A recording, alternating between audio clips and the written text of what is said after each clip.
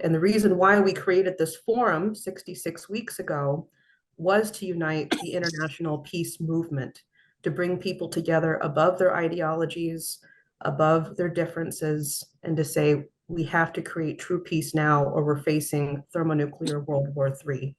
And I mean, a year ago, I thought that was as close as we possibly could be. And I never would have imagined that we would have come this close now. So thank you everyone for joining us. I'll open it up for Helga Zepp-LaRouche, who is the founder of the Schiller Institute and the initiator of the International Peace Coalition. Please go ahead, Helga. Well, first of all, I greet all of you. And I'm very thankful that today we have quite a number of extremely important experts because it is so urgent to bring in scientific clarity into the strategic debate, because we are clearly not only in the middle of an actual or two actual regional wars, but in a pre-war situation which is dominated by information warfare, by the attempt to control the narrative. And we see many extremely worrying examples that the freedom of speech and the freedom of press is being suppressed. The result of all of that is that the population, for the most part, is in a state of confusion. Now, we are all extremely worried that the situation in Ukraine is spinning out of control. Today, there is the Rammstein Ukraine contact group meeting. President Zelensky is there, and he is demanding that more long-range missiles should be given to Ukraine with the permission to strike territory of Russia deep inside the territory of Russia, because supposedly, the goal is still to, quote, inflict strategic defeat on Russia, which, given the fact that it's the largest nuclear power, is practically impossible without causing the destruction of the whole world. Defense Secretary Austin immediately answered Zelensky saying, I share your urgency. We will do everything we can. Now, while the situation in Donbass is looking quite grim for the Ukrainians, the Russians are gaining control rapidly. The situation in Kursk also is not tenable, and more drones and missiles are being sent inside Russia. Yesterday, Russian Foreign Ministry spokeswoman Zakharova made a very strong attack, saying that London is behind the drone attacks inside Russia, and that it is London which is relentlessly striving to escalate the conflict. And then she gave a long list of examples where that has been the case in the last several years. Now, she also reminded people that on the 6th of May this year, the Russian Foreign Ministry had put out a warning saying that any British military facility and equipment on Ukrainian territory and beyond will be hit if this is not stopping. Now, on the sidelines of the Eastern Economic Forum, Zakharova also said the Europeans do not understand what they're being dragged into by the US, by the Anglo-Saxons. Now, on July 29th, Biden signed an amendment to the US-British Mutual Defense Agreement from 1958. And this new agreement removes the expiration date, because there was a provision that this agreement had to be renewed every 10 years. Now, Malcolm Chalmers, the vice president of the British think tank RUSI, said this is very good because now one doesn't have to worry about changing administrations anymore, because obviously this way the idea is to make this agreement permanent, or in other words, Trump-proofed. Now, what is it what the Europeans are being dragged into? To find the truth is a bit like peeling an onion. Let me peel one layer. End of August, the New York Times reported that Biden had already signed in March a new US nuclear doctrine, which is completely secret. It supposedly doesn't even exist in electronic form. Only a handful of printed copies to very selective people have been given out, where it says, according to the New York Times, that the United States has to prepare for a three-front confrontation against Russia, China, and North Korea. Okay, then a couple of months later, after March in July, at the NATO summit, Scholz, the Chancellor of Germany, just nonchalant announced the US made the decision to put 2026 US middle-range missiles into Germany. And that is a good decision. No debate in the Bundestag, no debate in the German public, no discussion with the European allies, unlike in 1979, when the NATO retrofitting decision was made. There was a broad discussion in the public among the allies, and 4 allies shared the decision together with Germany. Now, obviously, if the US puts missiles into Germany, it affects the security interests of all allies. In a discussion with military experts, I found out in the last several days that the decision to put these missiles in Germany in 26 was not made at the sidelines of the NATO summit, or not even in bilateral discussions before, but the decision already was made in 2021, namely that it is part of the advanced US national system, and therefore no discussion with the allies is necessary. And what this does is very obvious. It makes Germany the strategic staging ground for a confrontation between the 2 most powerful nuclear powers, and now of a potential clash between global NATO and Russia, China, and North Korea. Let me quickly look, how did we get there? In December 2017, the US put out the US National Security Strategy, NSS, under the leadership of McMaster, who was the National Security Advisor at that time. And in this document, for the first time, Russia and China were named as geopolitical rivals. Now, this happened exactly 4 years after Xi Jinping had announced the new Silk Road in 2013, which had started to take on projects of development in many developing countries. And this document doesn't say that explicitly, but demands a rethinking of the policy, and says that the integration of China into the WTO was a mistake, and that it was necessary for the US to reassert military dominance.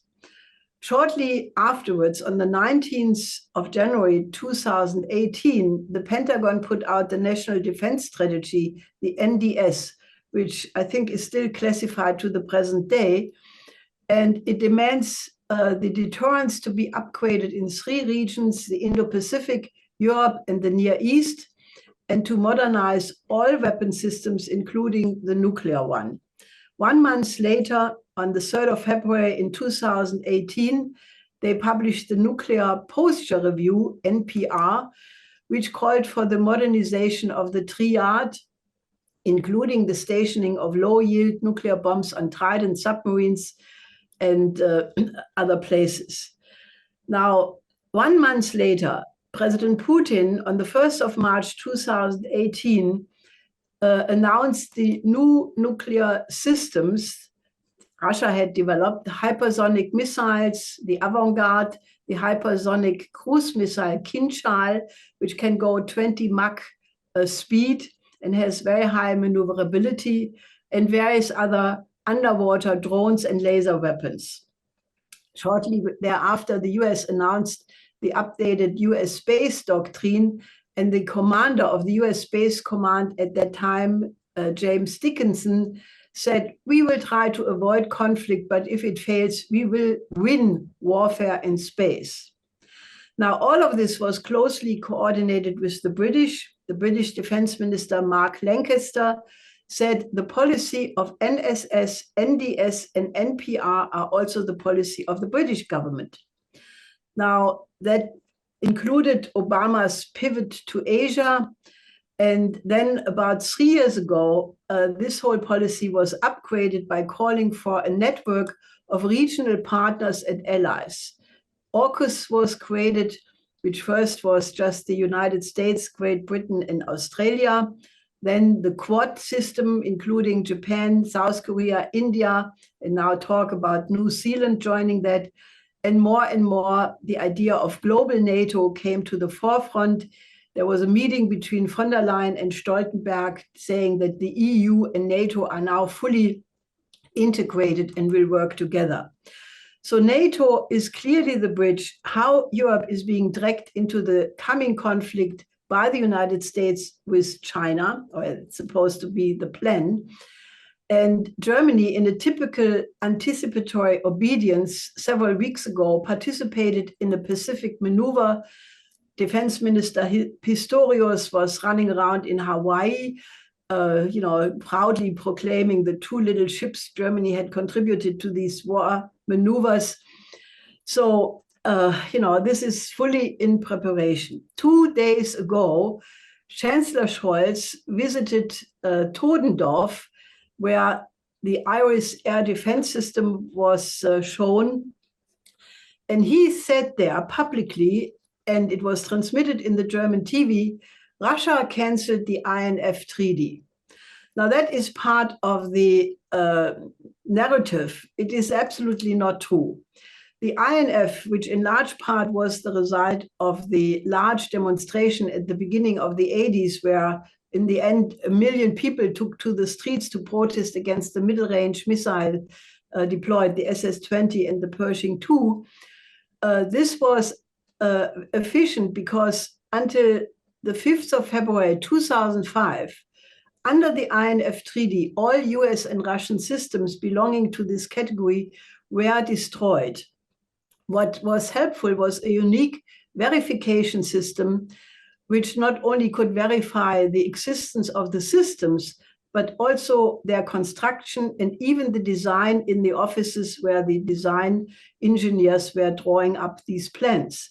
Now, that treaty expired in 2015. The United States waited 4 more years, and in February 2019, with 6 months lead time, the US ended the INF Treaty on the 1st of August 2019, and 1 day later, on the 2nd of August, Russia said, well, if a treaty which only has 2 partners, if one side cancels, it's no point to keep it, but we keep a moratorium, which I think they're still keeping to the present day, not to put such missiles into place ever since. Now, the second mistake or lie, or however you want to call it, Scholz pronounced in Todendorf, was that such missiles would also be deployed in Kaliningrad. Since Berlin is only 530 kilometers away, they could hit Berlin. Now, he clearly was talking about the Iskander missiles, which have a range below 500 kilometers, and how they can hit Berlin 530 kilometers away. You need a special arithmetic to come to this conclusion. This is going on all the time. So there is a very simple way of solving this. Both sides should reinstitute the verification regime, which functioned so well for the whole time. Now, I want to stop here because, I just wanted to say that this is not something which happened because of the Ukraine war or anything in the recent period, but the plan to contain the rise of China, I think that is visible at least since 2017. And therefore, I think we have to have urgently a strategic debate, an inclusive debate of what kind of security system do we really need in order to preserve the existence of all of our nations. Thank you.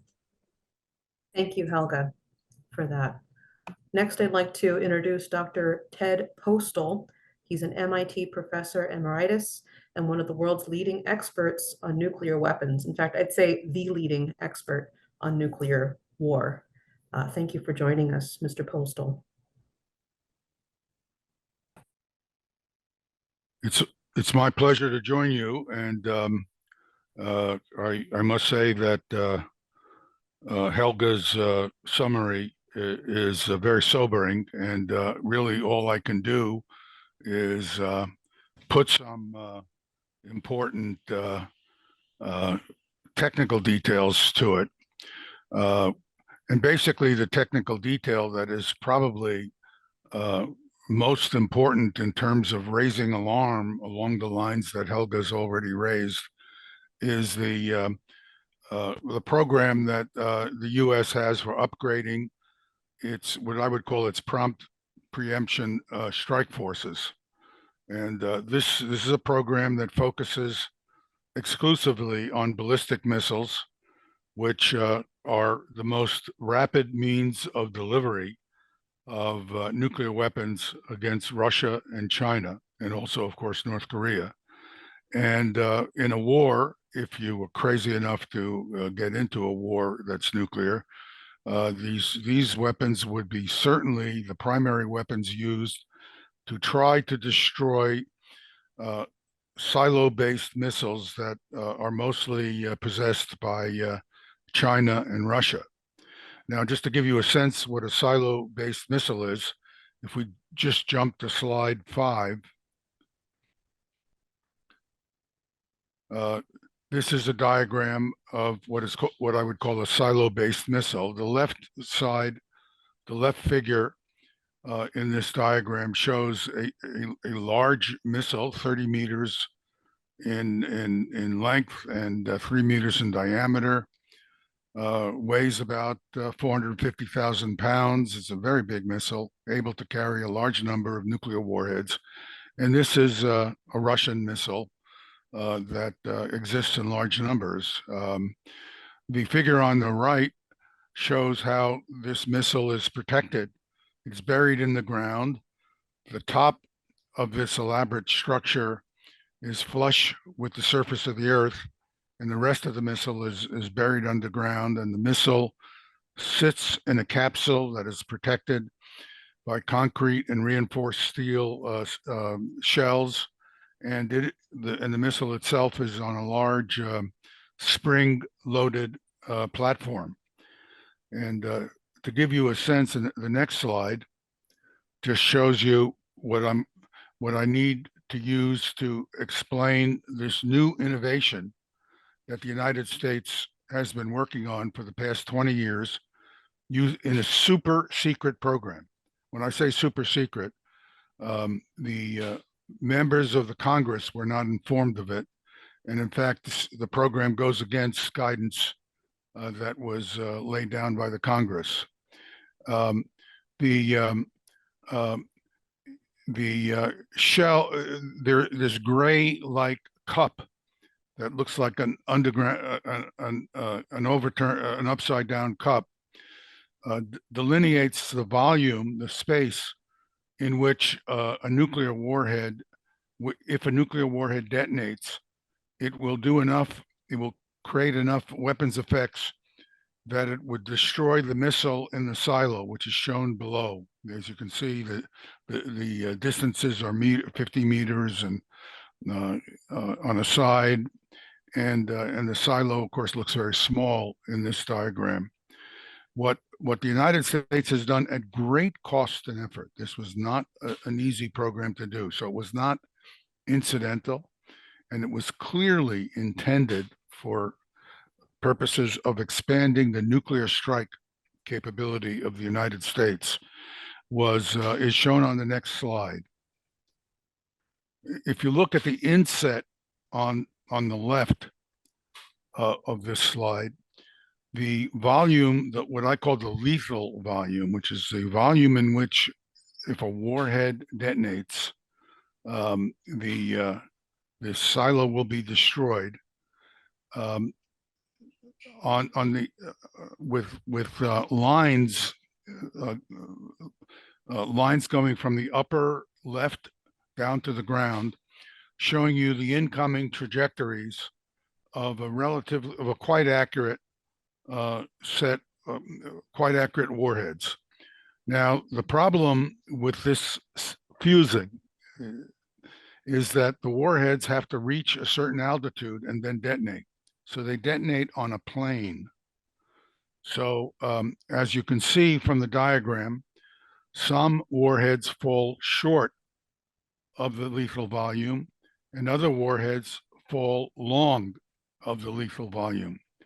Well, with this new fuse, the new fuse has the effect of being able to collect all these warheads into the lethal volume. So this means that the percentage of warheads that would miss destroying the target is reduced drastically. The inset on the right shows roughly how this would be achieved. But what I'm going to do is I'm going to just jump to slide 10, which is just a redoing of the inset on the right. And what this shows is how this is accomplished. What happens is with the new fuse, instead of the aim point, the point where the intended warhead is aimed, the aim point is shifted from actually the silo to a little distance downrange of the silo. Now, the result of that is that warheads that would fall short of the silo can now be placed inside the lethal volume, and warheads that fall long of the silo can also be placed in the lethal volume. The way this is achieved, I'll be quick about this, but anybody who wants these diagrams can have them if they send me a note, or if the people in the peace conference want to distribute this briefing slides, I'd be happy to make them available. But if you look at the intended trajectory, if you were maybe 60 or 70 kilometers away before you arrive at the silo, you could measure the distance to the ground. And if the distance, and you know the time, and you know what the trajectory, what the intended trajectory is, so you know exactly what the altitude of the warhead should be if it's on the intended trajectory. If the warhead is higher than, if the altitude is higher than what you intended because of errors that come from various sources, you then know that the warhead is slightly higher and slightly further away from the actual detonation point you would want to achieve. And so you make an adjustment while you are outside the atmosphere to make sure that the warhead detonates inside that lethal volume. Slide 12 shows the effect of this apparently simple adjustment. This shows you the probability of kill, that is to say, destroying the silo, if you have either a conventional warhead or a what I call a super fuse warhead. The blue line shows you that the probability of destroying the silo would be around 0.85 or so. That's if it had the conventional fuse. But if you had this fuse that made these adjustments, you would instead have a probability of kill better than 0.99. Now, if you wanted to achieve a probability of kill of better than 0.99, you would have to use at least 2 warheads with the other kind of fuse. So what you in effect are doing is doubling the firepower of your arsenal with this particular warhead, which is the 100 kiloton W-76 warheads, which is on US submarines. Now, this may seem alarming, but it actually is more problematic than you even might think offhand. If we go back to slide 3, we can look at the U.S. arsenal. There we are. And we can see what I've laid out are what I call the prompt preemptive strike forces. And the yellow, the forces that are yellow, highlighted in yellow, the warheads in yellow, there are about 1,600 of these 100 kiloton warheads which have been upgraded with this fuse. Now, all of these warheads, which were not able, according to the US government planning, to destroy Russian and Chinese missiles in their underground silos, are now able to do it. So now this means that the warheads shown that are highlighted in green, which are higher yield warheads, no longer have to be used for that mission. So you have, in a sense, a giant increase in the ability to use the highest yield warheads in other missions. So just to give you an example of that, let's jump to slide 15. And when 15 shows the high yield warhead, in this case, a Trident II 475 kiloton warhead, which are on the submarines. The submarines carry 475 kiloton warheads and 100 kiloton warheads. All those 475 kiloton warheads no longer are needed to destroy silos. So in this depiction, I show the Capitol building as if it were an underground structure, a command center. And now all these high yield warheads can be used on all kinds of other targets like command and control centers and whatever else the United States wants to destroy that are very extremely hardened. These are the kinds of upgrades that would only be done if you intended to fight and win a nuclear war, if you thought you could do that. Of course, you can't do that. In the process of fighting the nuclear war, you would destroy your own country and the other country, along with the other country that you're fighting. So in fact, you would destroy the entire world. But so it's a fiction to think that you can fight and win a nuclear war. And it's an extraordinary delusional and counterfactual set of ideas that would lead anyone to believe you could fight and win a nuclear war. Yet the United States is putting tremendous resources into this war fighting capability. Let me just finish by making one point that I think everyone should consider. We have a couple of soldiers speaking after me, so I think they'll agree with me, but if not, I would welcome their input.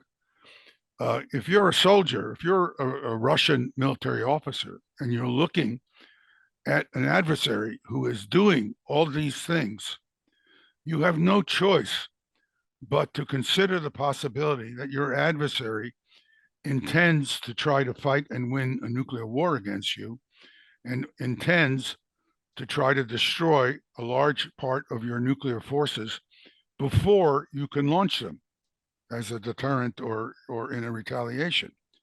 So in addition, of course, that particular adversary, the United States, is building missile defenses. Now, it's another story about how well those missile defenses would work. In fact, they won't work. But when you sit there as a military officer, intention plays a role in your consideration of your adversary. So if your adversary is putting these tremendous resources into doing things that look like they're aiming at fighting and winning a nuclear war with you and building missile defenses that would take advantage of their first strike against you, if it worked, of course, you have to say to yourself, what is going on with these people? What is their doctrine? What are they willing to try? And this is a very dangerous situation, especially in the case of Russia, which has a warning system that is limited in some important ways, which I won't have time to go into here, but you can find this discussed in other forums. But I'll stop here. Thank you. Thank you, Dr. Postol. That was a terrifying presentation, and I'm sure that many of the organizers on this call, which we have nearly 350 on this call right now, will be happy to get this out. So we'll make a video. I'll be happy excerpt. to. Yeah, that would be good. I'm already getting requests for your slides, so we'll make sure to share that with everyone. Yes. So we're going to make a slight adjustment to the agenda, and we're going to go to Colonel Larry Wilkerson, who's a retired U.S. Army colonel and former Chief of Staff of Secretary of State Colin Powell. Thank you so much for joining us, Larry Wilkerson.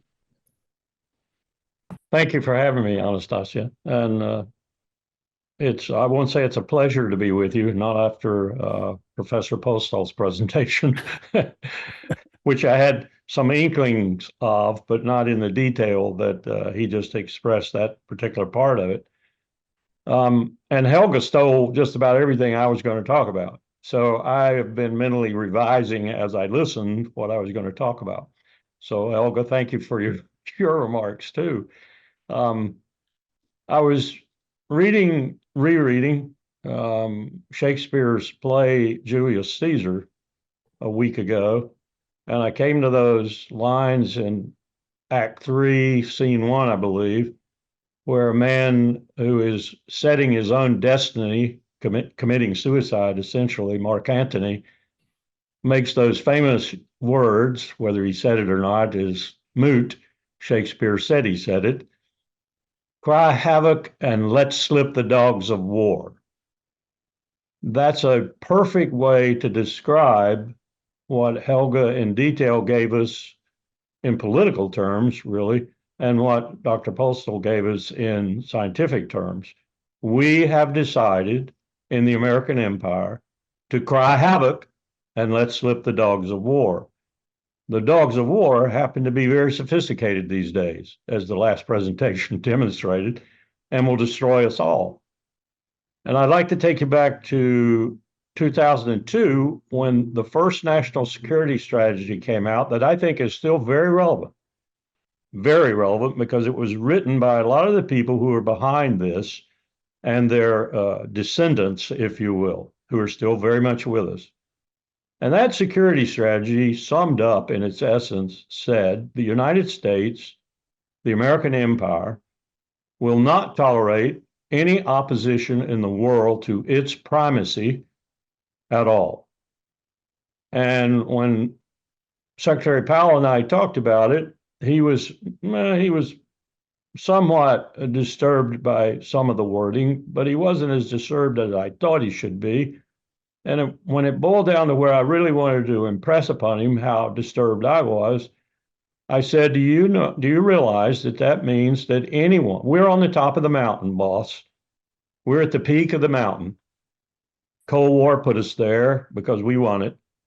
We're at the peak of the mountain. And if we see anyone stirring at the bottom of that mountain, a mouse, a rat, a beaver, anyone stirring at the bottom of that mountain, it doesn't matter what their intentions and capabilities are, which Dr. Postol referred to cleverly.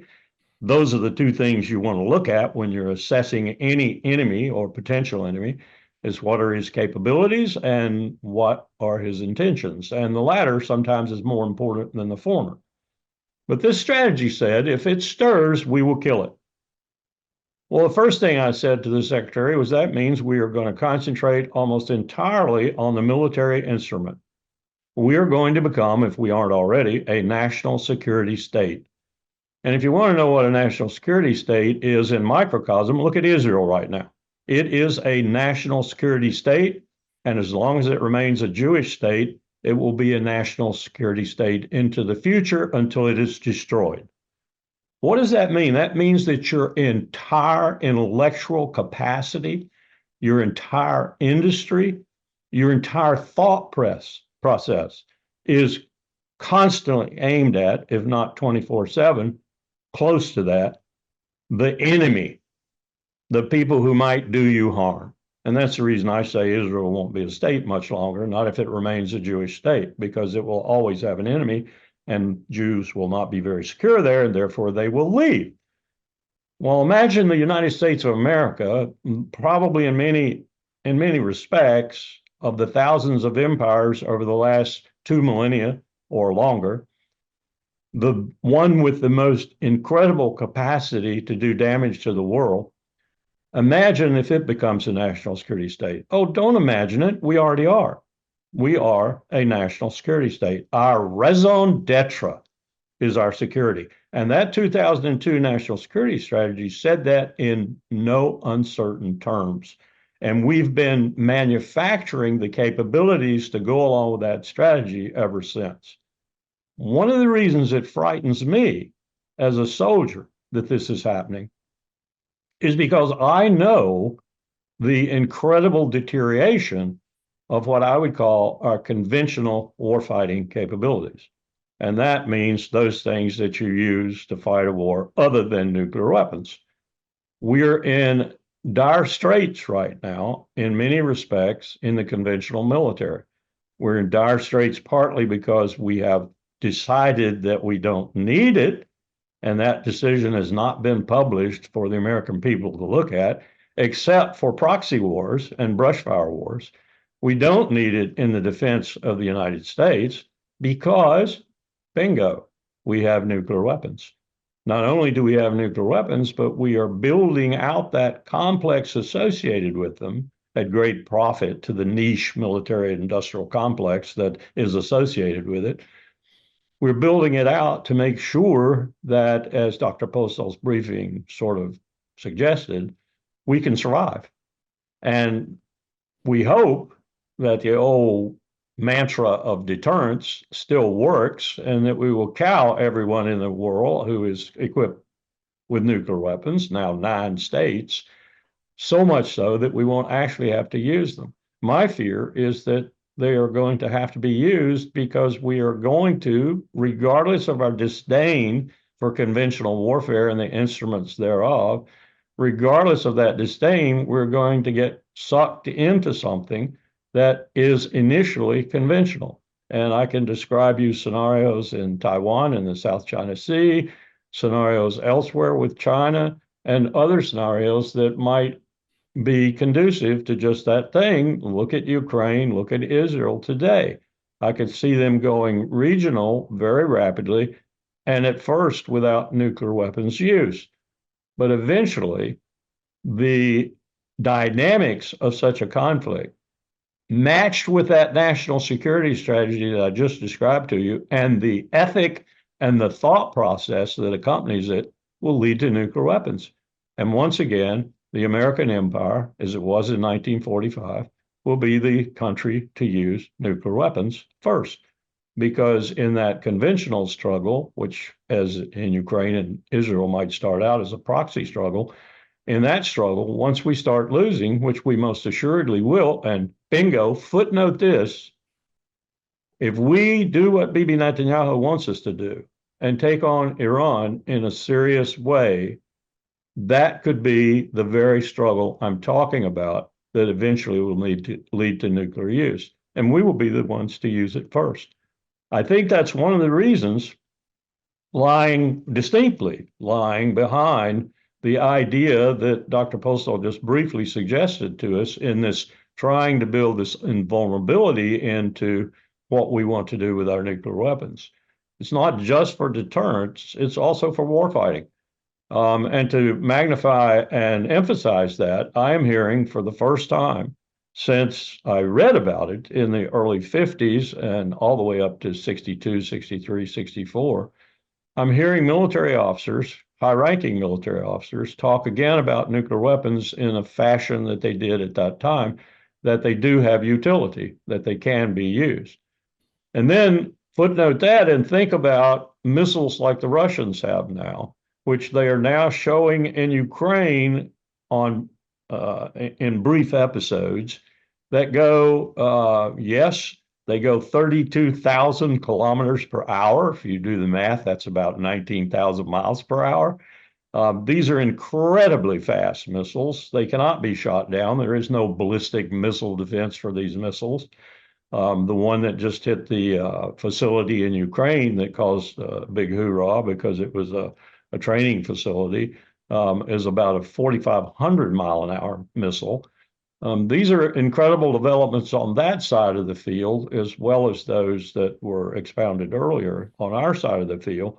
This is a very dangerous time. And as you've heard me say before, and I will say it again here, we, the American Empire, no one else in the world, abrogated every single nuclear weapons regime treaty that we had so carefully crafted during the Cold War, to include the most successful one of all, one that eliminated an entire class of nuclear weapons, the most dangerous in my view, the INF Treaty. We took them all out. And something we don't realize too is we took out the Conventional Forces in Europe Treaty.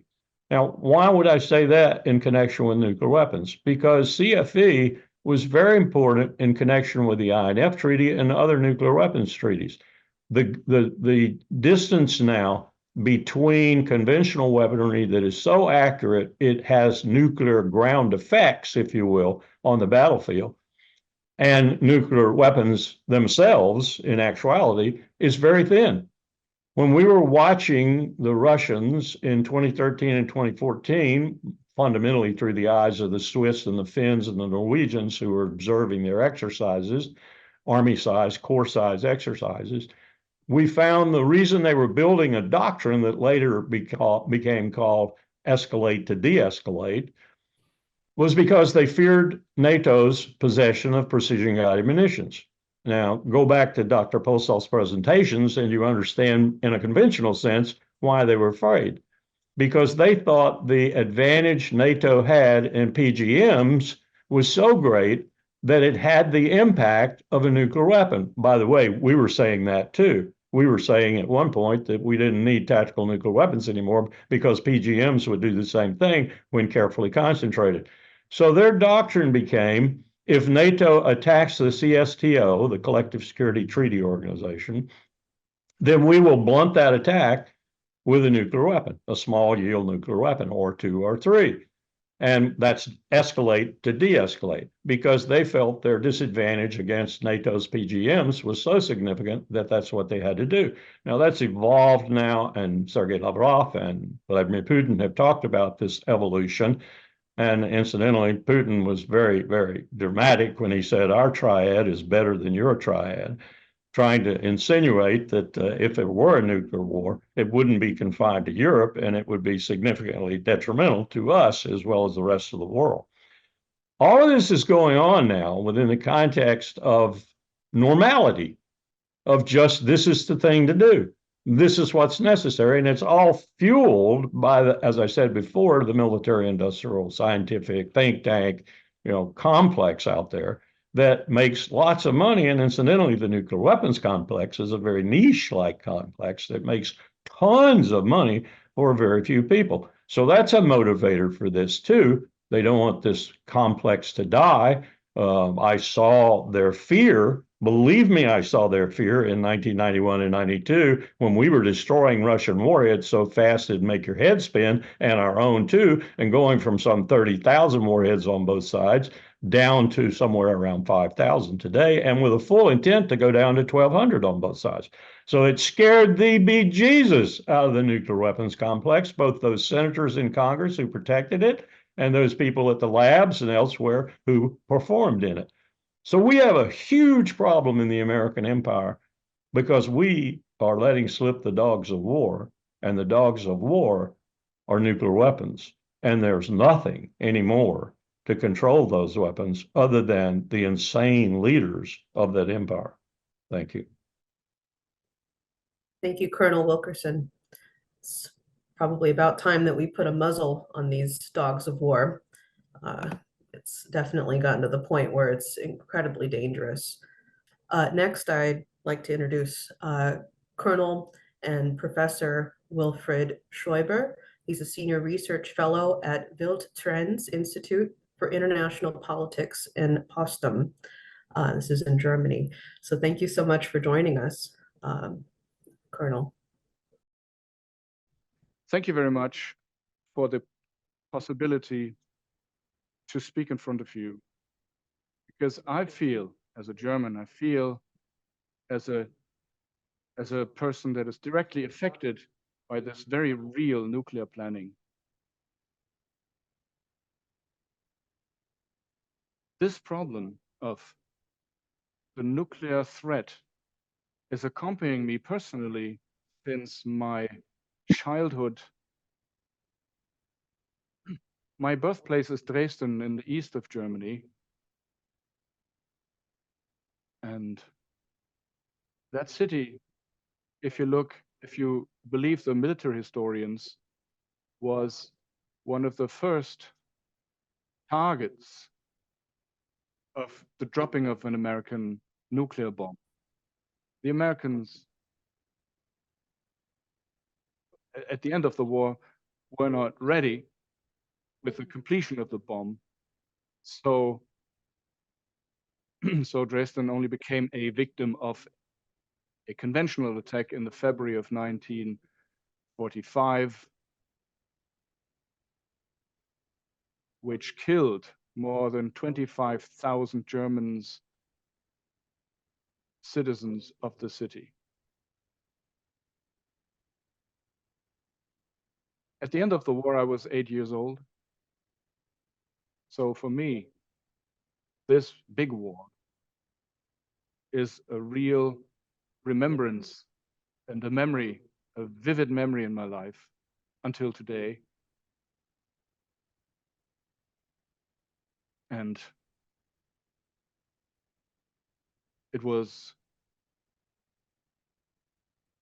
as a child, I felt the constant fear that you had throughout the day several times to crawl into the bomb shelter and get out again, luckily. This fear was probably a very strong motive for me to become a soldier later in my life. And I was 35 years, for 35 years I was a soldier. And the last 15 years as a professor, a high school professor in military academies. So I would never have thought that the Cold War would reemerge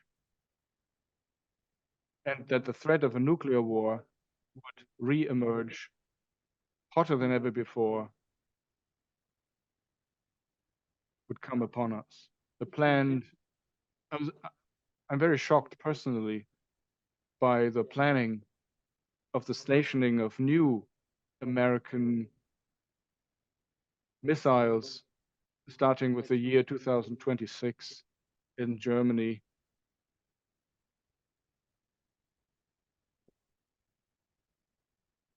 I'm very concerned, and this is only affecting Germany. No other country has put upon itself this risk. We are going a special way, as Ms. Zepp-LaRouche has already said at the last meeting.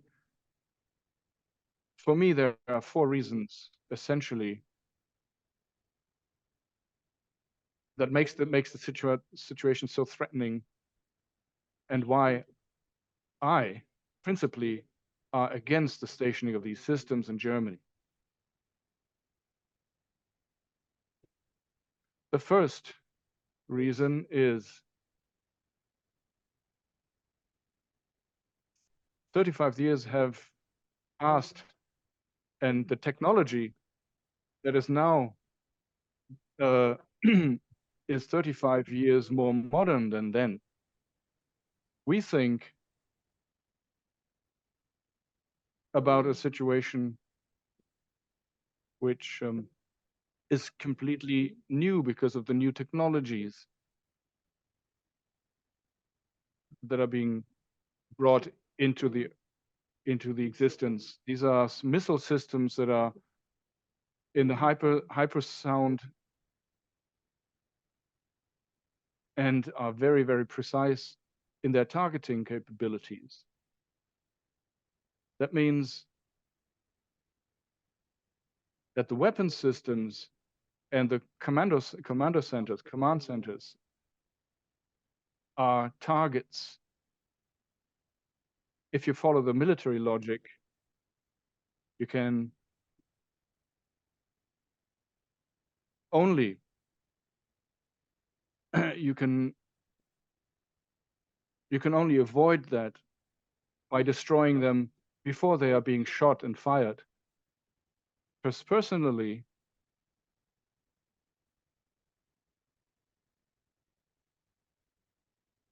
one must not become this military logic reality, because we need a new political logic. However, this is not in sight. And so I come to the second problem.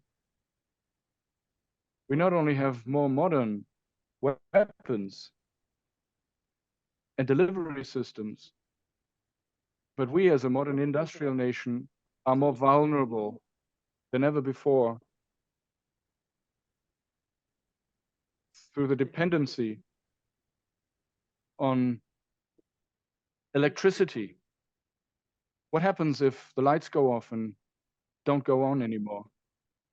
No water, no used water treatment, no warmth, no traffic. Nothing would work anymore. Not even a gas station. No community, no communication, no smartphone, no television, nothing. After 10 days, approximately, there would be complete chaos.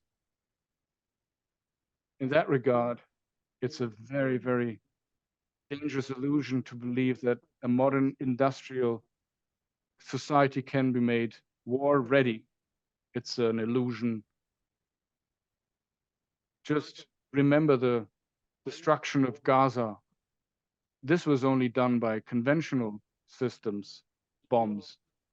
For us, that we are potential targets, it doesn't matter if nuclear war erupts or conventional war. We are not war ready. We are not capable to conduct war. You cannot describe this as resilience or sustainability. Every war is destructive and deadly for an industrialized nation. May they be conventional or other systems.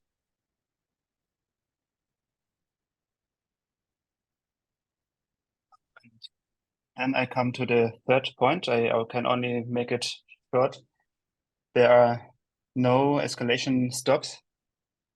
As people before me already hinted to it, that in the first Cold War, the control mechanisms of weapons are non-existent anymore.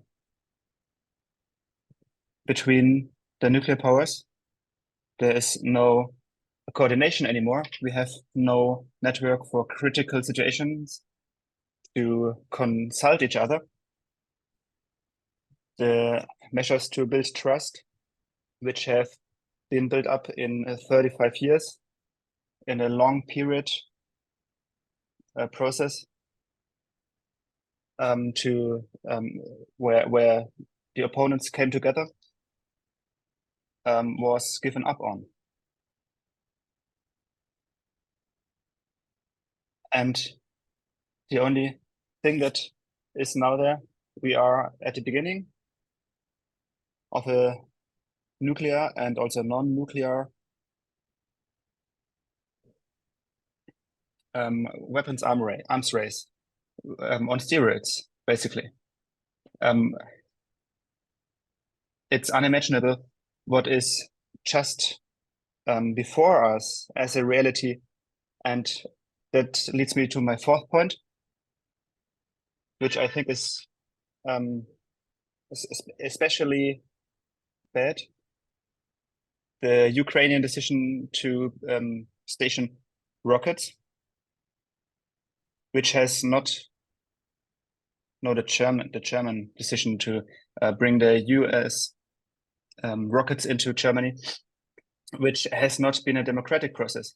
No specialists, no, not the parliament, not the people have decided on that, have deliberated on that, but it was just one decision by the chancellor, where he agreed to that with the American president. So I can only say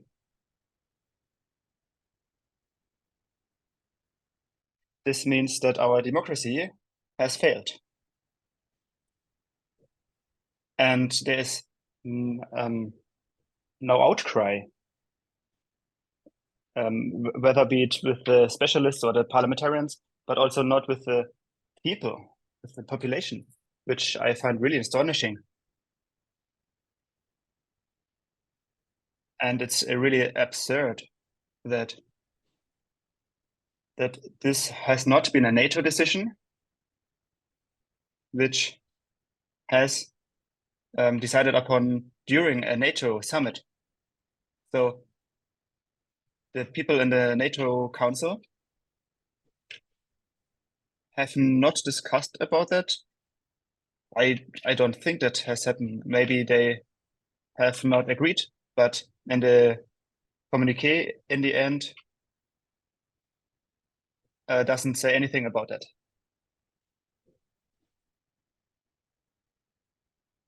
That is, in a certain sense, the tip of the iceberg of absurdity. No, that's the top of absurdity. So to conclude, the stationing of the new long-range missiles is for Germany and Europe, but also for Europe, threatens the existence and has to be stopped at any cost. I think we all should think about this new situation very thoroughly and think about what can we do. So we in Germany, I see that it's really urgent to work together over all parties in the peace movement, over all ideological or political borders, and to act together. When I see the polls in Germany, and therefore what the people think in the last weeks and months, we have a clear majority which is against this stationing. So therefore I can imagine that this already existing mobilization is enough to have a referendum as they do in Switzerland. Then this might be stopped if we take it seriously. Thank you very much for listening to me. Dankeschön, Colonel Schreiber, for that. And I completely agree with you in unifying the peace movement. In fact, we want to work on getting many demonstrations going, especially in Germany, against this nuclear war policy. Thank you so much. Okay, so we will continue. Next, I'd like to have Lieutenant Colonel Ralph Bosshard of the Swiss Armed Forces and consultant on military strategic affairs. Thank you for joining us, Mr. Bosshard.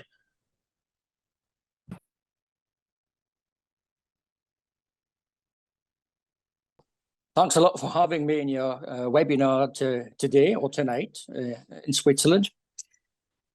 Sitting-ish 30 k's away from the German border, I would like to focus on Germany and the impacts of the recent decision on nuclear weapons for Germany as well.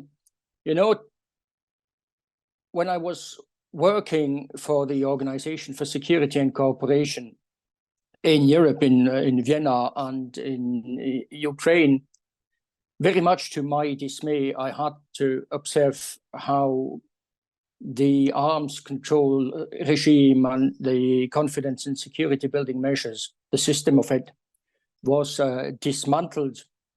And in these years, I reminded the first days I started my training at the General Staff Academy of the Russian Armed Forces in Moscow in 2013, when I started to understand why the Cold War did not go hot. And what I'm observing today, of course, is not only worrying. It rings a bell, of course. It's not only worrying, it's even frightening.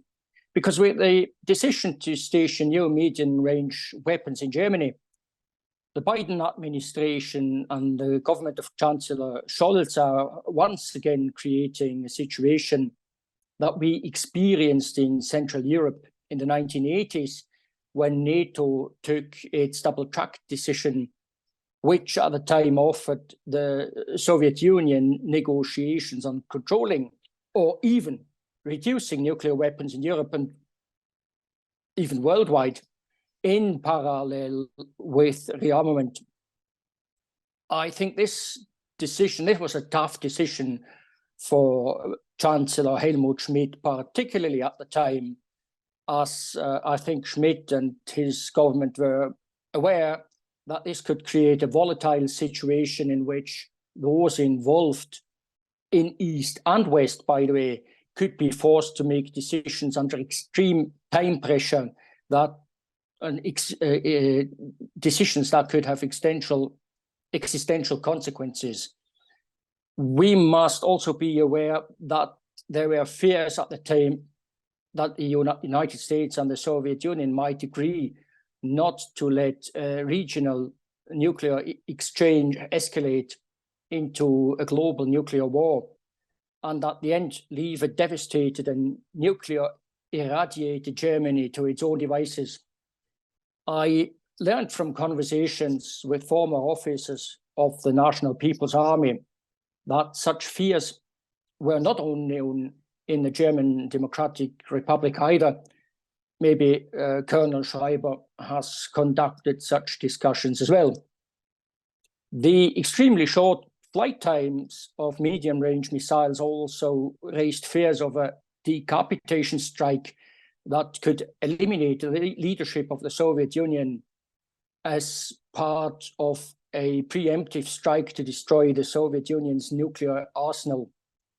Such decapitation strikes have also been attempted since then with conventional weapons, such as in the Operation Shock and Awe against Iraq in 2003, which was the prelude to a war against Iraq in violation, by the way, of international law.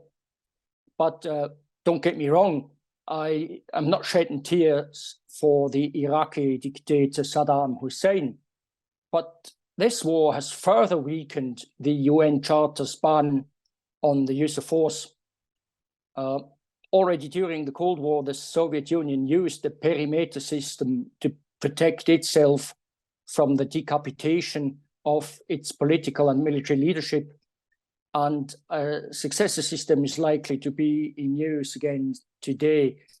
And that might be a good answer to American think tanks that believe that a nuclear war can be fought and won.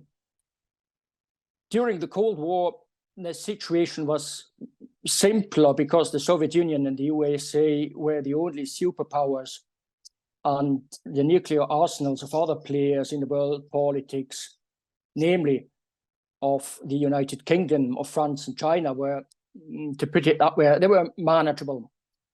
Today, the number of players is higher, and the starting point for disarmament talks is more difficult than it used to be. In the 80s, we were spared nuclear war, but in some cases, I think the smooth outcome of crisis hung by the proverbial thread. Today, the Biden administration and the Scholz cabinet are apparently prepared to take the same risks again, albeit without an offer to negotiate with the opponent and in a far more complex environment. I consider this as almost negligent, you know. The recipes of the Cold War will not work, especially as there is also a lack of platforms for talks. The OSCE, the organization which I've been working for years, was a way out of the Cold War in the 80s, but China today is not a participating state of the OSCE, and so such platforms would have to be created, and it takes time. And it takes definitely more time than the 6 or 7 minutes-ish that an intermediate range nuclear missile needs to fly from Germany to Moscow.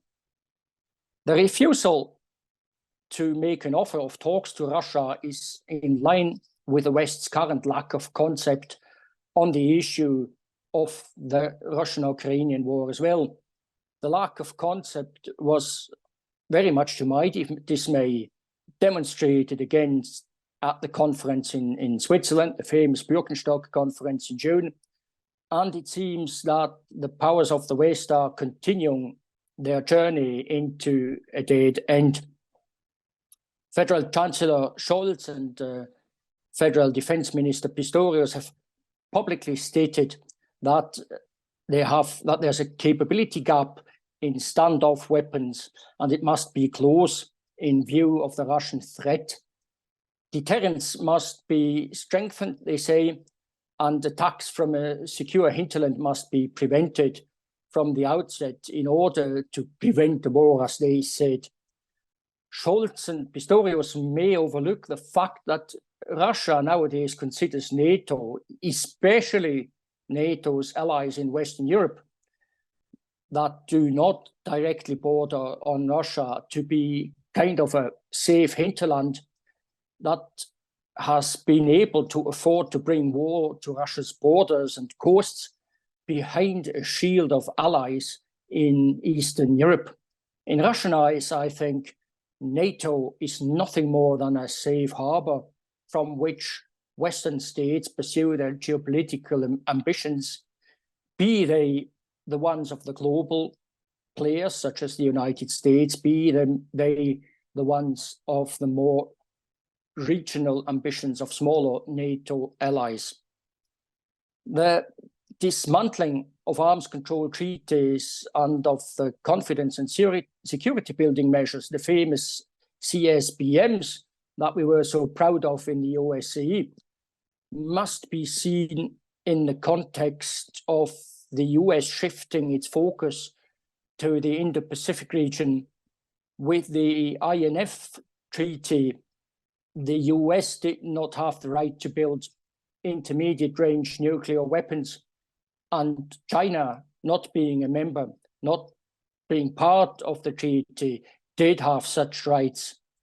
And with the Open Skies Treaty, Russia had the right to carry out inspection flights over US territory, and Washington may have assumed in that Russia would pass on the findings to Beijing, of course.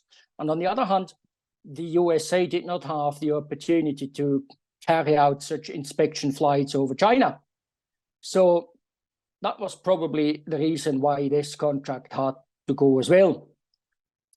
I fully understand this all, but the victim of this development is Europe, which is now faced with literally nothing at a time of high tensions.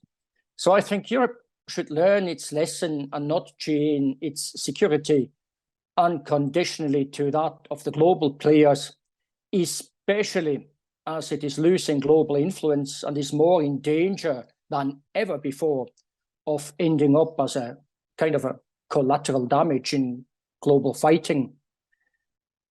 There may be domestic political and geopolitical reasons why one of the most densely populated countries in Europe has been chosen to become a base for nuclear standoff weapons again.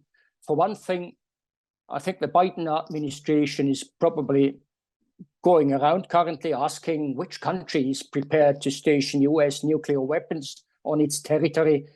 But by the way, without having any say in the decision on the launch of such weapons. Finland has been apparently asked as well and was strong enough to refuse the Americans. Scholz was obviously not strong enough, probably mainly because he's under pressure from his own partners in the coalition and under pressure of parts of the opposition as well. And the geopolitical reason probably lies in the latent mistrust of its own allies towards Germany. With the end of the Cold War and the discussion about the future of NATO, fears arose in Eastern Europe that Russia and Germany could shape Eastern Europe in the future if they got along with each other well, of course. Poland, the United Kingdom, and maybe to a lesser extent France, had to take a stand against this. For these countries, it is not enough that Germany is a NATO member. No, Germany should also be on Russia's nuclear target list so that it is not spared in the event of a war in Eastern Europe, which is going on now in Ukraine. And as long as Germany and Russia threaten each other with nuclear annihilation, the geopoliticians in Warsaw, London, Paris, and Washington can sleep peacefully.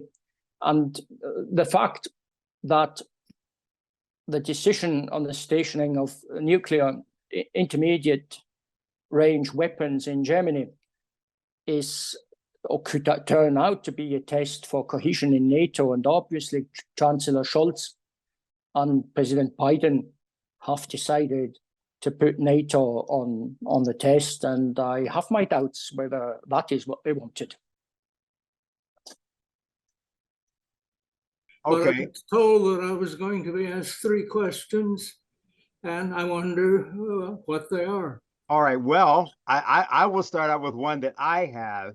All right, because we've had a panel, we've had an extensive discussion about the question of the present danger and sort of how we got here. There've been many different presentations, different aspects, and particularly our European guest, Professor Dr. Wilfried Schreiber, and Lieutenant Colonel Ralph Bosshard of Switzerland, Dr. Schreiber from Germany, given real insight into the, what this looks like from the standpoint of people outside of the United States, which is an extremely important element. I guess I'll just ask you, just to get us started, because we had a video from you we did not show. We wanted to wait to see if we got you.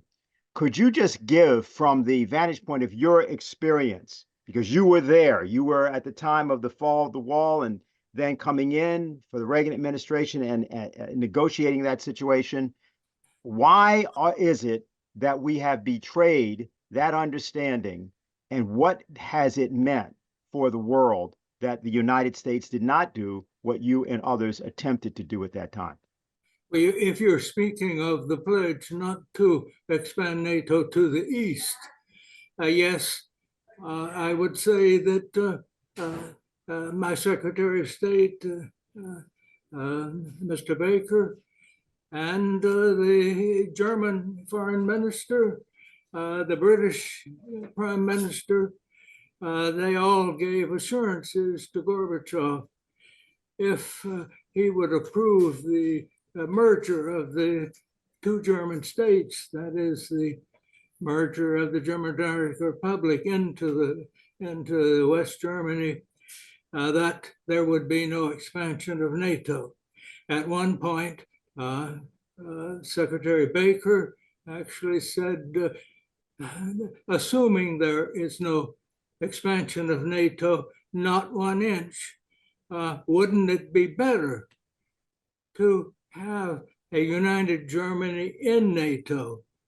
And Gorbachev answered, well, obviously any expansion is not permissible, but he went on to say that he could understand the the reason we might want to keep NATO, even with a united Germany. Now, when it came to writing the treaties, this was not included in the formal treaties. These were, I would say, diplomatic promises. And I would say this promise was given on the background of a prior statement by President Bush, our first President Bush, who agreed in his meeting with Gorbachev in Malta that if the Soviet Union pledged not to use force in Eastern Europe to prevent political change, that is the democratization, and President Bush pledged that we would not take advantage of the democratization. So the background was pretty clear that Gorbachev felt he had assurances there would be no more expansion of NATO.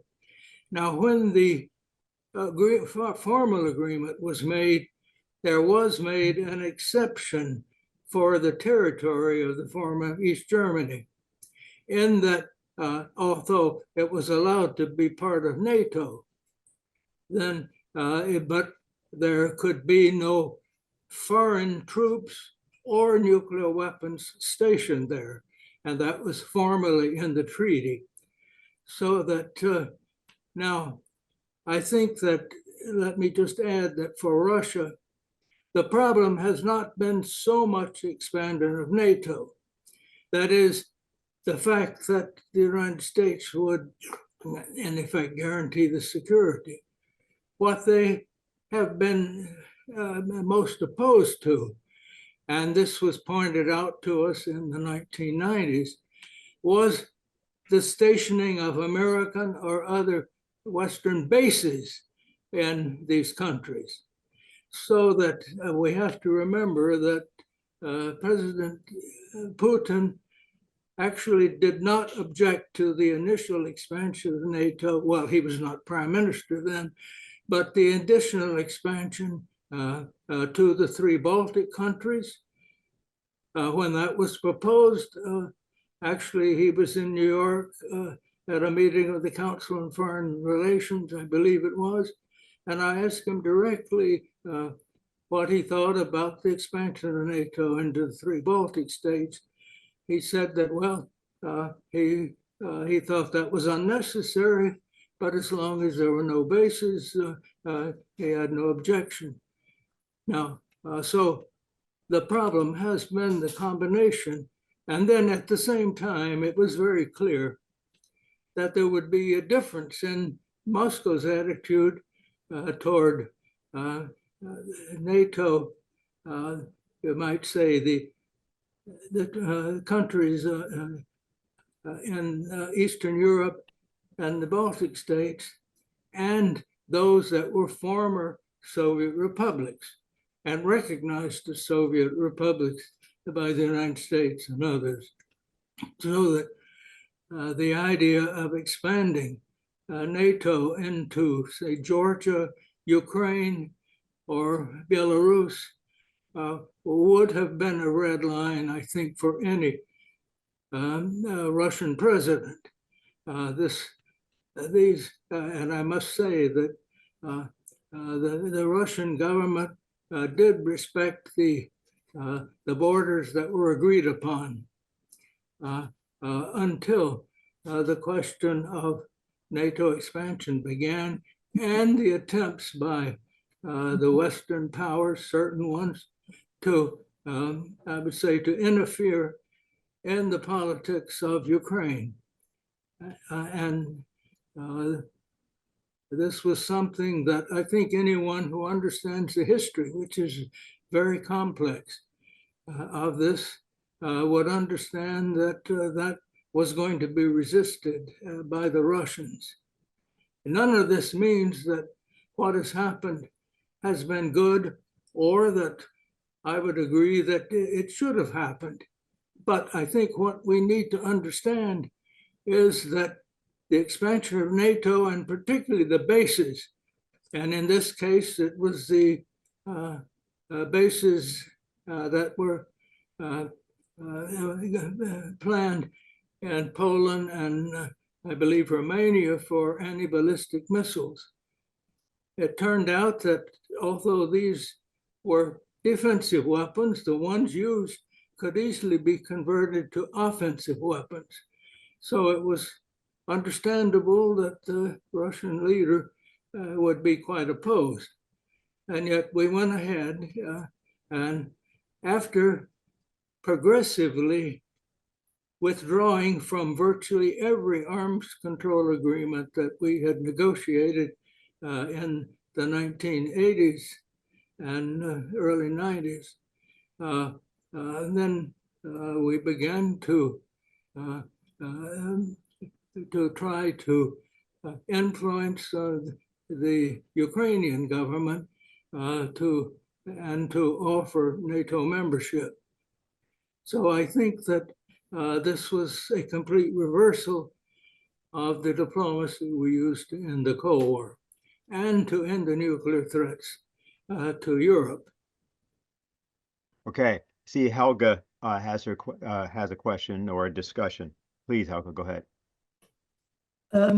Yes, Ambassador Matlock, I know it is difficult, when history takes a wrong pathway, you cannot put it back. But I would nevertheless ask you, what can be done to diffuse this present situation, which is so extraordinarily dangerous? When you said in the interview you gave us earlier that the atmosphere around the end of the Soviet Union was completely different than what people have in memory, that the Cold War did not end with the unification or even the end of the Soviet Union, but actually 2 years earlier.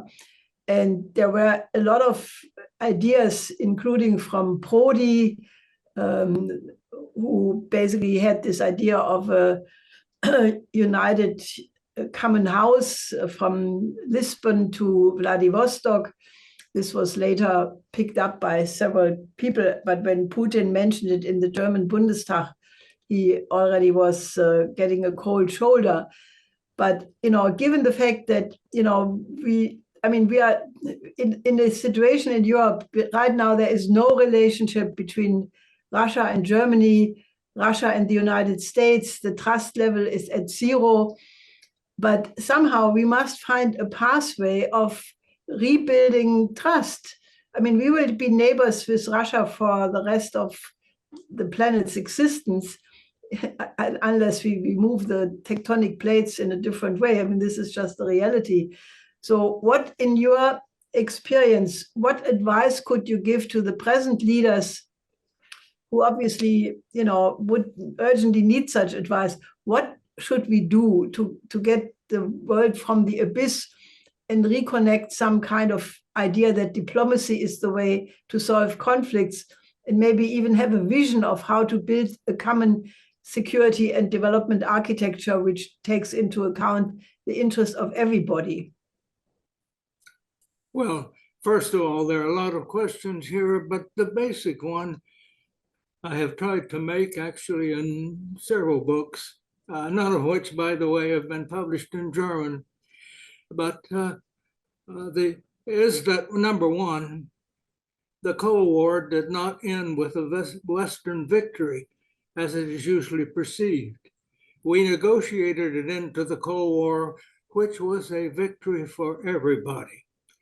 And the end occurred because Gorbachev dropped the ideology which had fueled the Cold War.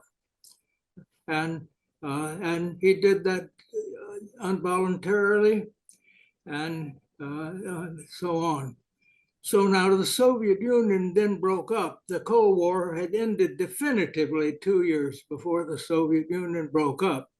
The Soviet Union broke up not because of Western pressure and because it was defeated, but because of internal pressures of the nationalism in the various republics, and particularly the leadership of the Russian Federation President Boris Yeltsin. So those who say that Russia is always imperialistic have a very short memories. Actually, Russia led the breakup of the Soviet Union, and the details are there.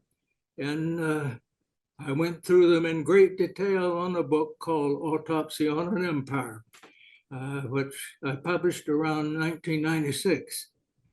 Now the thing is that this gave us the possibility that to develop I would say, a security structure for Europe that would include everybody.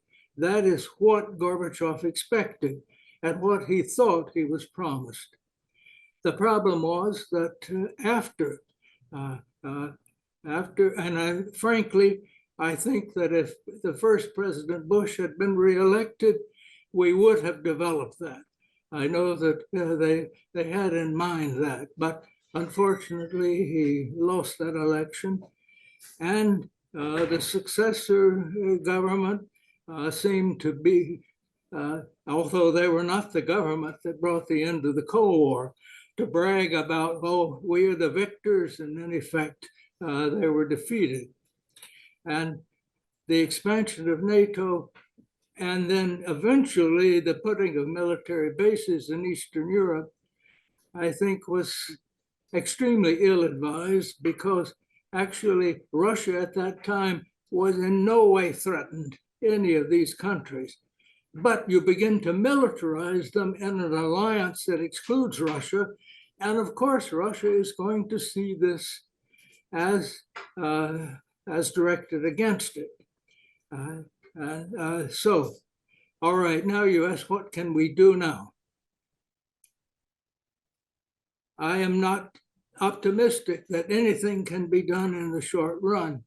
It may take some catastrophe to bring us to our senses.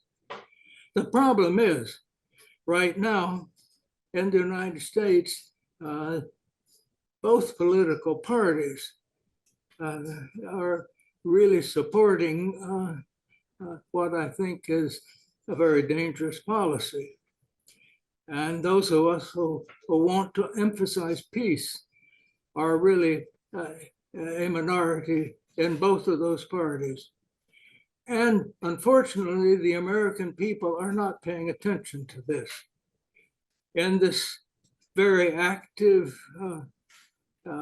presidential election race, if you ask people what their concerns are, foreign policy maybe ranks about 6th or 7th, and only 4% of our population would put that at the top. In other words, we're fighting over issues which are, I would say, much less important, but that means that actually, politically speaking, it's difficult for either candidate to espouse a coherent policy to turn away from totally from this.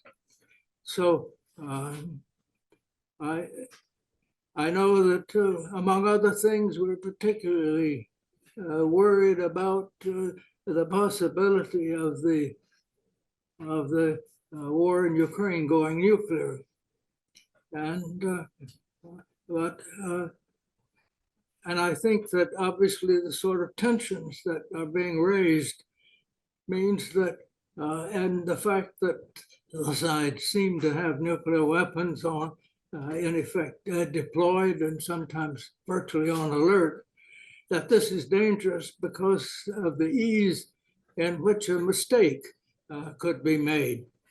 I don't think either side right now is going to use them.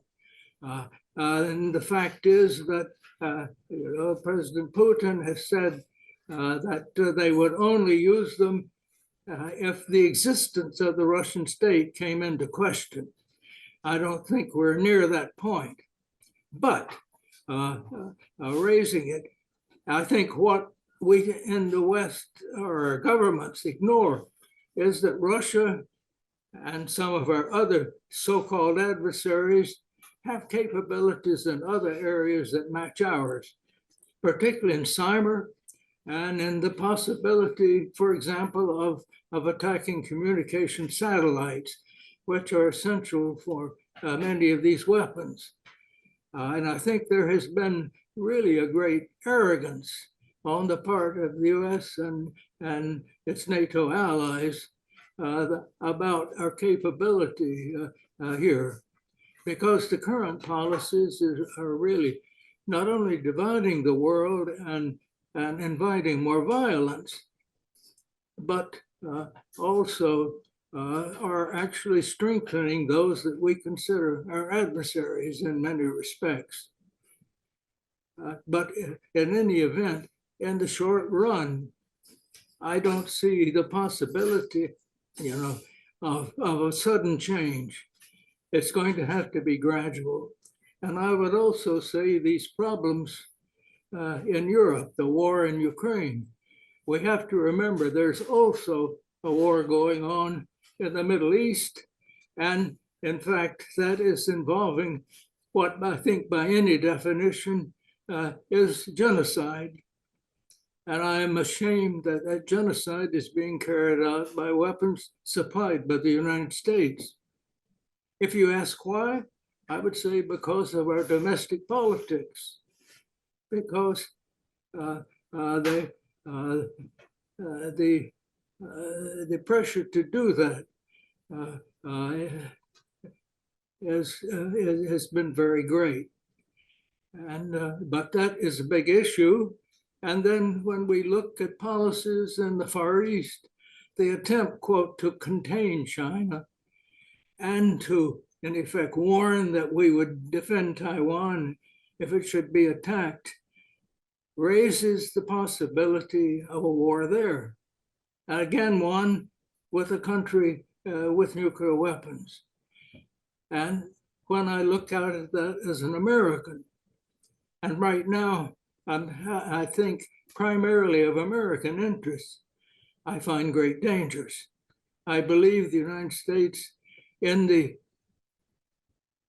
obligations we have taken on, because defending another country, the guarantee is a liability, that's insurance. It is not an asset. And we are grossly overextended, and the United States has been paying for all of these wars since we invaded Iraq, borrowing funds and borrowing largely from other people. We now have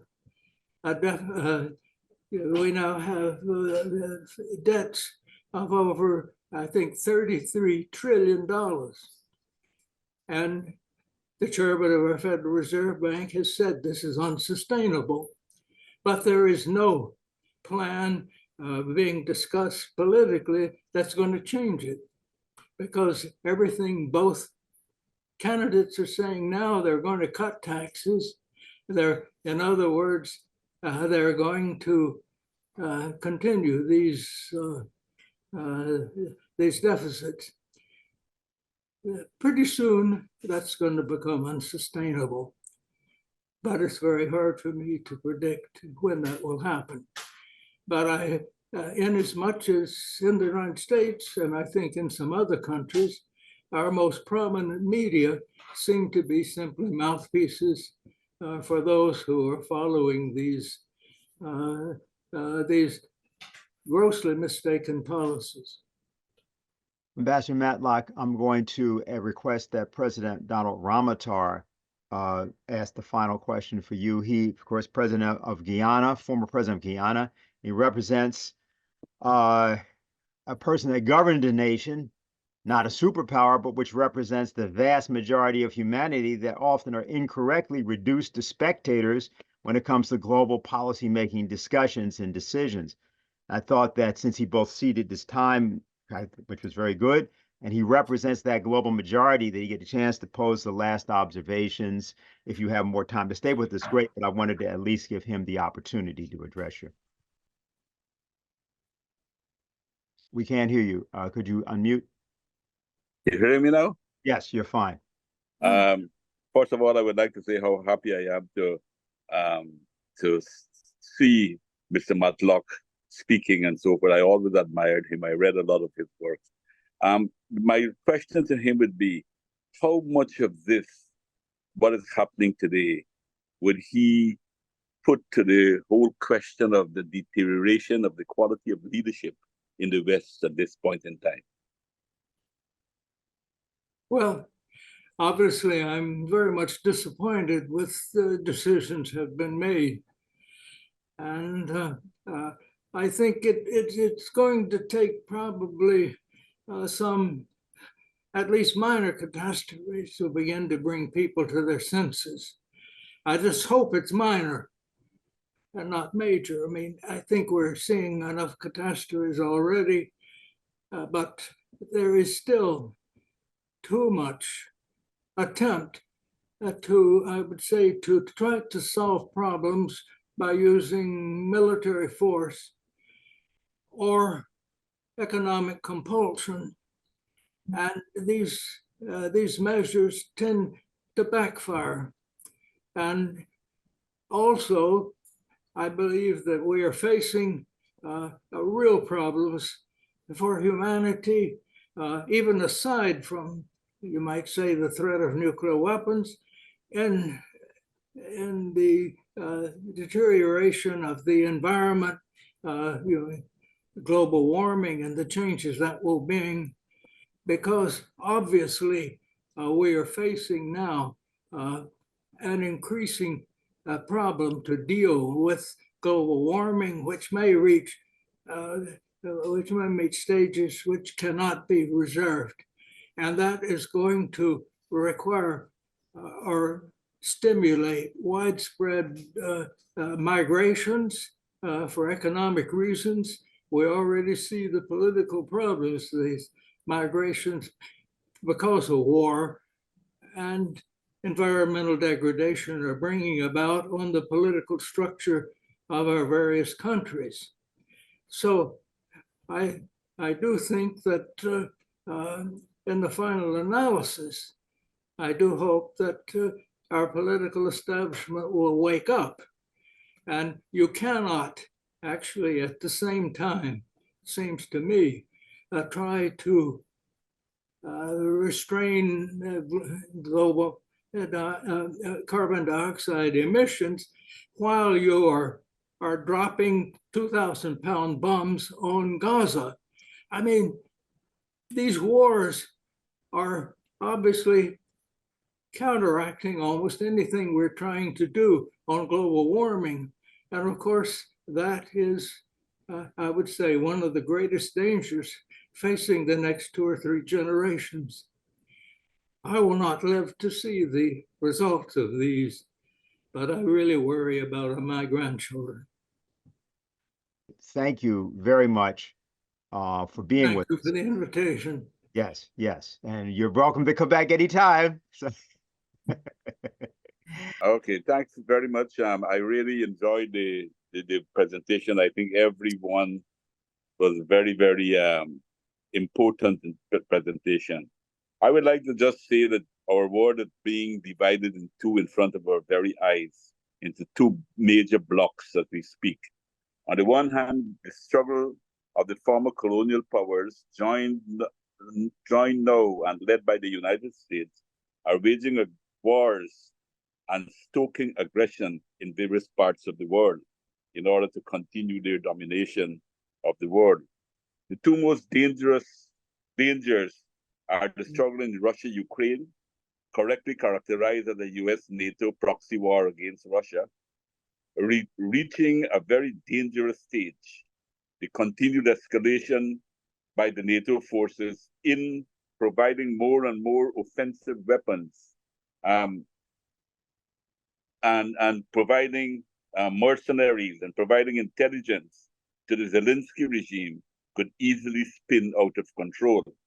It seems to me that the collective West, that is NATO and European Union, are daring Russia, almost forcing it to take more action against one of their states. I need not elaborate to this audience where this can take us: mutual destruction. The second very dangerous hotspot is the Middle East.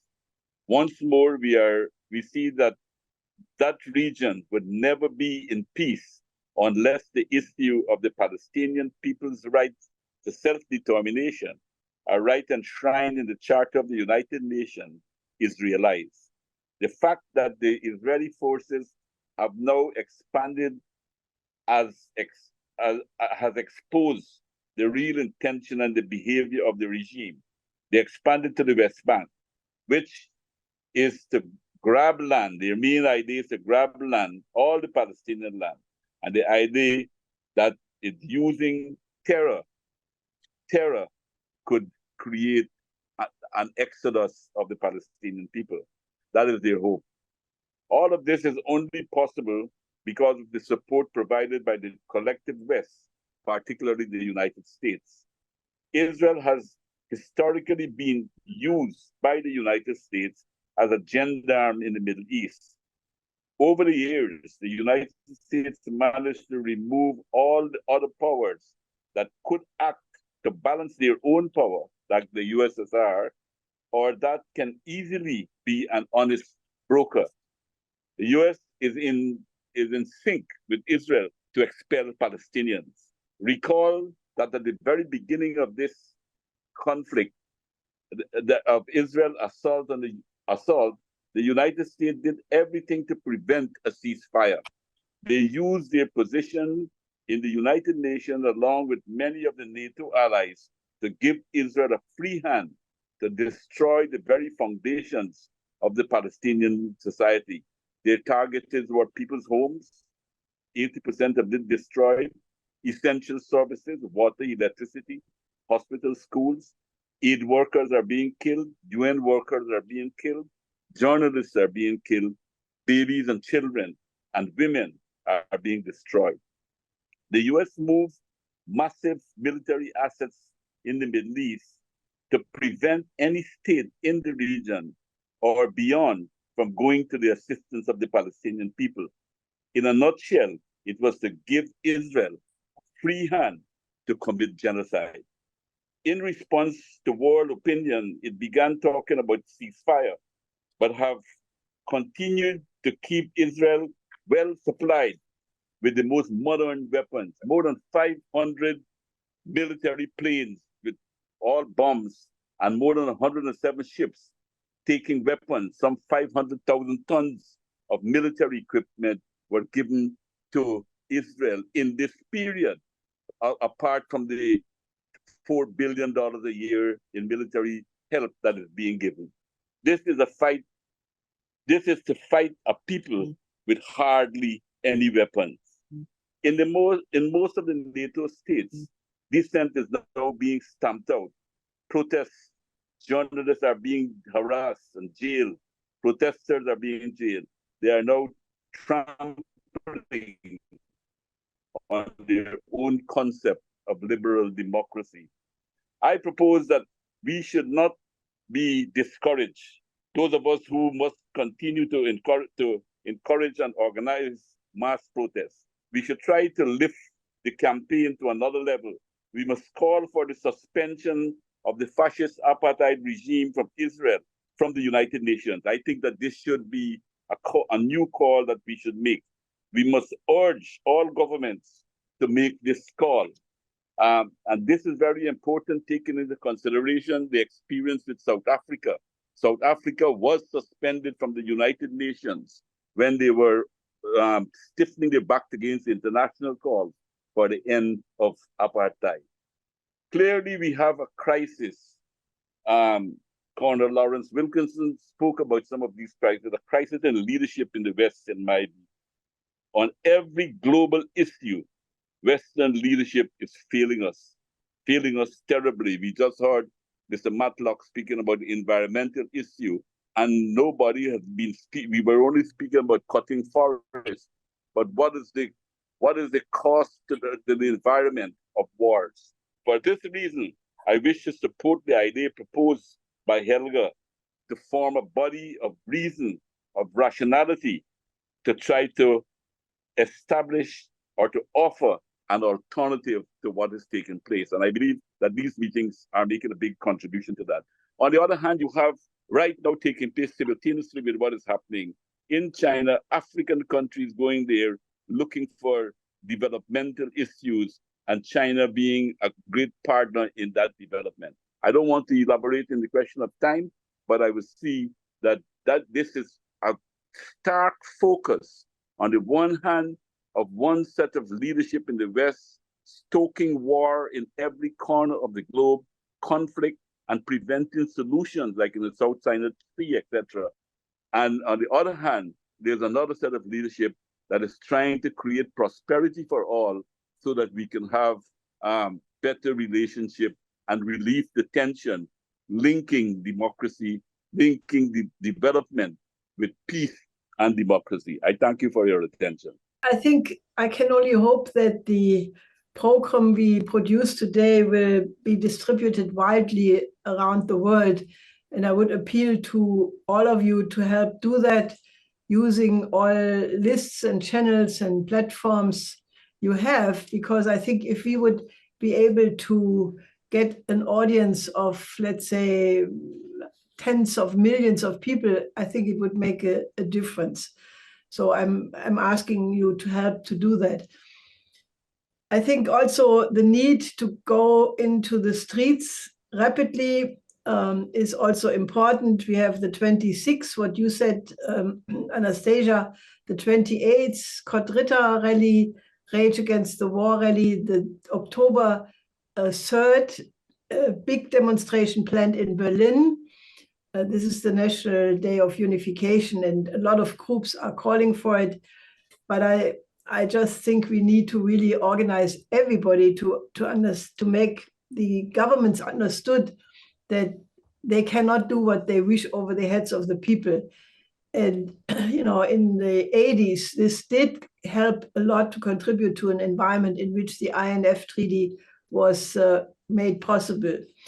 However, I think that is not good enough, because the underlying reason of the conflict is, on the one side, the pending threatening collapse of the transatlantic financial system, sitting on the 33 trillion US debt, but furthermore, 2 quadrillion outstanding derivatives, which could be detonating every moment. And then secondly, that the real cause and the change in the strategic doctrines in the US, which was then accompanied by a uniform blasting of Russia and China by all the transatlantic think tanks, which really started in 2017. The reason being the rise of China and the rise of the BRI, where China extended the Chinese economic model to other developing countries. And for 4 years, the West did not notice that. We followed this very clearly because, as you or some of you may know, the Eurasian land bridge was our design for a peace order in '91 when the Soviet Union collapsed. And a lot of what China is doing now are in affinity what my late husband and our movement did for half a century. So therefore, you don't solve the problem by just making a new defense treaty or disarmament treaty or any such thing. You have to address the root causes, which means you have to have a change in the paradigm. And, you know, I think we can become friends again with not only the Russians, but also every other country in the world or people in the world, if we consider that we are the one humanity, that, you know, whatever historical and ethnic and other divisions may separate us, we must make the jump to first think about the interest of humanity as a whole and then go to our national interest. So in a certain sense, you know, it's the opposite of America first, America second, or America in line with humanity first. And I think that mental jump has to be made. And I think we need to address the conflict, you know, what President Ramotar said, the world is falling into 2 blocks. That should not happen. We have to have a situation where the United States and European nations stop this geopolitical nonsense and basically say we cooperate with the global majority. If the countries of the global south are now finally, after 600 years of colonialism, intending to build their own system which allows for their economic development, we should not fight it, we should support it. If you want to deal with the migrant crisis, be it at the border between Mexico and the United States, or if you don't want the Mediterranean turning into a mass grave, well, then help to create 2 billion, 3 billion productive jobs in Africa, Latin America, and Asia, and all the people will happily build their own economy and overcome poverty, which is a violation of human rights if I ever have seen one. Because if you are poor, you know, if you are trying to have one meal a day and you don't know if you have one for tomorrow, your human rights are violated in no way, because you're being deprived of the most important, which makes us human, which is our creative potential, which we can only unfold and develop if we have the basic material needs to do so. So therefore, I have proposed that we need a new security and development architecture which addresses the interest of all people on the planet, all nations on the planet. And I have proposed 10 principles which could be the ingredient for the beginning of a discussion how such an architecture could look like. And what Suzanne Schwartz said fits perfectly in there. And I think we should really, you know, move towards solutions, because I think if we only protest the negative, it will not be sufficient. We have to come up with constructive resolutions and therefore help us build the IPC. Join us, 10 times as many next week, and keep organizing with this program. Thank you.